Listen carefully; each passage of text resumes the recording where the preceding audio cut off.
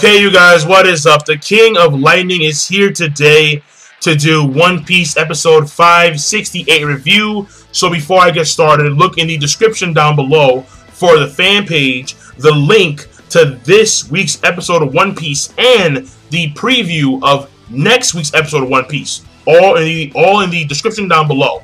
So that being said, this week's episode of One Piece overall rating is going to be a good. And why is that? Because this episode of One Piece is a very important episode when it comes to this arc as well as the overall series of One Piece. So it doesn't matter. It really does not matter whatsoever if you feel that this arc sucks, or Hody Jones is a crappy villain, or you hate Shirahoshi. That doesn't fucking matter. Because honest to God, this arc is a very important arc for the overall story of One Piece. And this episode is a very important episode for the overall arc, that is Fishman Island. And what we see here, at the end of the episode, we see the transfusion of blood between Jinbei and Luffy.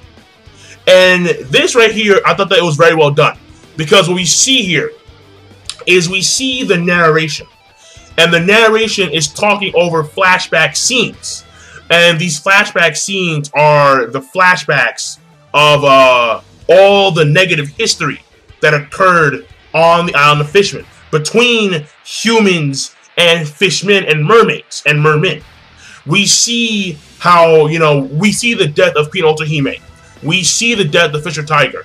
We see Arlong influencing the kids. We see Hody Jones. We see all these negative things that occurred in the past. We see Jinbei and Fisher Tiger beating the shit out of humans and yada yada yada. We see Arlong killing Nami's mother, and we're seeing all this shit.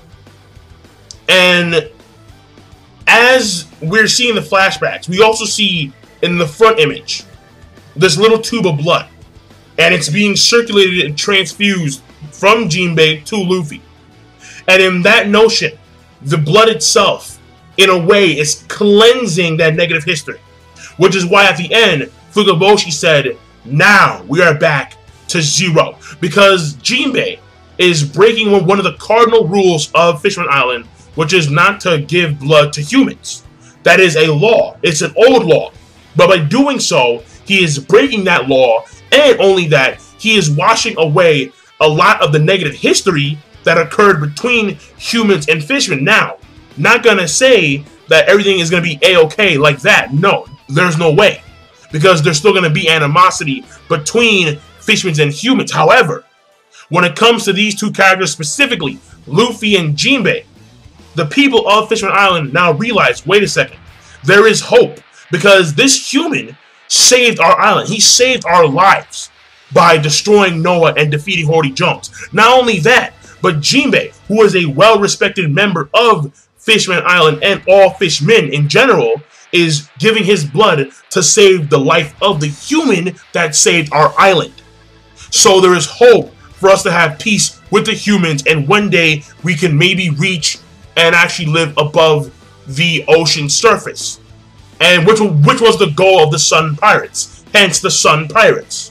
So the thing here is that we're seeing a lot of things being accomplished and a lot of negativity being washed away by the simple transfusion of blood between Luffy and Jinbei. It gives the islanders of Fishman Island hope for the future, a hope that maybe there will be peace between humans and fishmen. We can actually strive towards a better future, because it is possible, because we see it being done between Jinbei and Luffy, which is why it's so fundamentally important. It really is. Because and then there was one thing I really liked with the narration. At the end of the narration, it said, at the end of the day, and not exactly word for word, but the main gist of it was, at the end of the day, we all have the same blood running through our veins. And that shit is the truth. Because this shit happens in real fucking life. In real life, there is so much animosity between blacks and Latinos, and whites and Latinos, and Asians, and yada yada yada, and the list goes on. There's so much hatred and so much racism in our own world, in our own communities. But yeah, at the end of the day, when you look at it from a foundational standpoint, we're all the fucking same. We're all the fucking same. Like, seriously. And right here, we see it. At the end of the day, we could be black, white, Asian, Hispanic, Latino, doesn't matter. We are the same. We are humans. We are all the fucking same. We still have red blood flowing through our veins. No difference. And that's what it is. That's why this episode is so fundamentally important. It really is. It really is. So you can fucking hate it. I don't give a damn if you hate this episode. I don't care. I don't give a shit. I don't. Because it is very important. You can be bored. You can hate Shirahoshi. You can hate Horty Jones. Doesn't matter. Doesn't mean shit. Doesn't mean shit.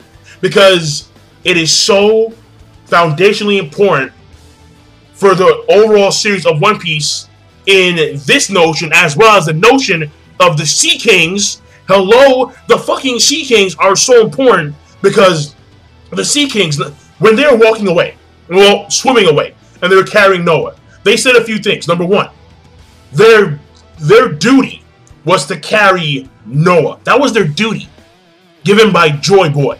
And there's a reason for that, which would imply a connection between Luffy destroying Fishman Island and the Sea Kings carrying Noah. Maybe Fishman Island, when Fishmen decide to live on the surface, the island itself will be destroyed. And the Sea Kings have that duty, to have that task of carrying all the inhabitants of the island to the surface via Noah. That's number one. Number two is that they mentioned how Luffy heard them. And they pointed out that Goldie Roger had the same ability. He could also hear them talking to each other. So, again, this hints at this ability to hear everything. I mean, this ability is going to be very key. Because it could hint at not only a huge power increase in the character of Monkey D. Luffy, but also a greater notion of the things around him. Which is why Goldie Roger was able to write in the ancient language of the poneglyphs on Skypiea. That's number two. Number three is going to be that the Sea Kings, when they drop Noah in front of Odahime's grave, and they say, we need to get the ship fixed because we need to be prepared for the promised day.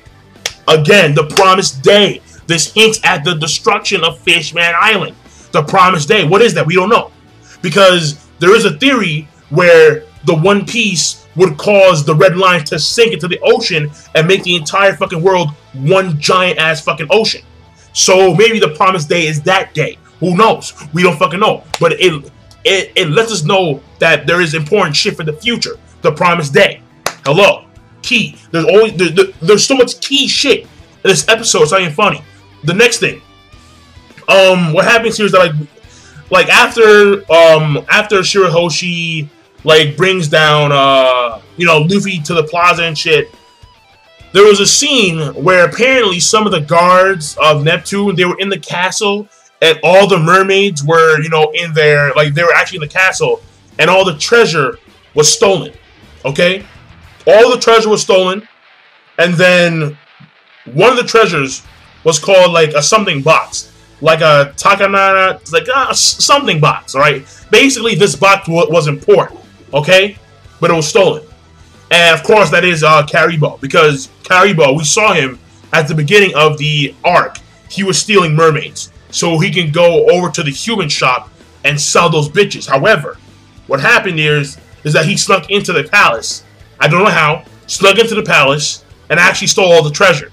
Which is going to play a key role. I mean, which is going to play a key part in this in the actual series, because this Taka box, whatever it's called, is going to be is going to have a major impact on the Straw Hat crew later on. You'll see, because this Taka box is going to influence Luffy with another character in the series who's yet to be seen. No spoilers, no fucking spoilers, people. All right, because this is going to be crazy. When this shit, it's crazy shit.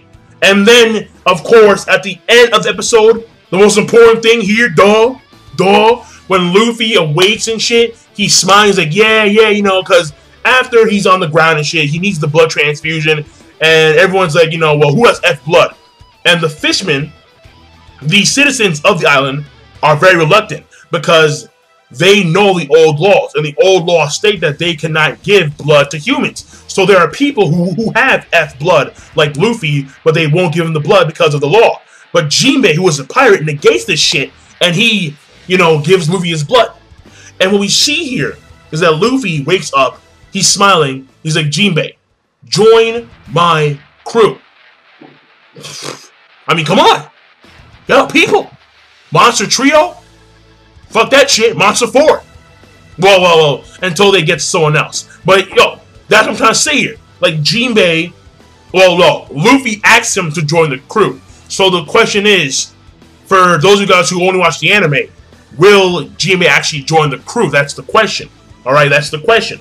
So, think about it. Think about it. Alright? What would make sense? Would Jinbei, you know, stay on the island? Or would Jinbei join Luffy? What makes more sense? So that being said, I'm done. Once again, overall, this episode, very important episode. It really is. It really is. And I'm signing out. Be sure to rate, comment, and subscribe as always. Peace. Have a nice day.